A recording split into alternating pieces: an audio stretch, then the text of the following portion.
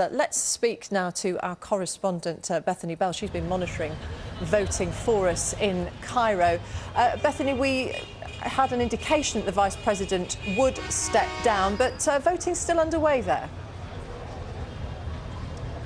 I didn't quite catch your question here. I'm standing in Giza outside a polling station, and there's been a steady flow of people all day long going in to vote yes or no to this referendum, which has been very, very controversial and exposed big splits here in Egypt. Now, as they've been standing in line waiting to vote, there have been a lot of arguments breaking out among people, fairly good-humoured, but people saying, you know, those voting yes, saying that they wanted to see more security for Egypt, wanted Egypt to get back on its feet again. Those voting no, saying that they believed that this draft constitution possibly opens the door for a more Islamist state here. So a sense that we don't exactly know when the results will be coming through over the next day or two, but the political turmoil here in Egypt looking set to continue.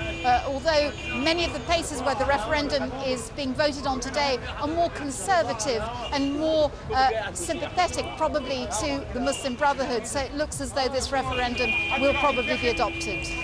Bethany, ballots being cast in provinces as well, not just the capital. Have things been calm across the country generally? So far, it seems to have gone across fairly calmly. And as I said, certainly many of the people waiting have been arguing about the matters here, but it's been done in a fairly good-humoured way. We haven't seen the type of clashes that we saw yesterday, for example, in Alexandria, where there were clashes between a big crowd of Islamist supporters and a smaller crowd of liberal opponents.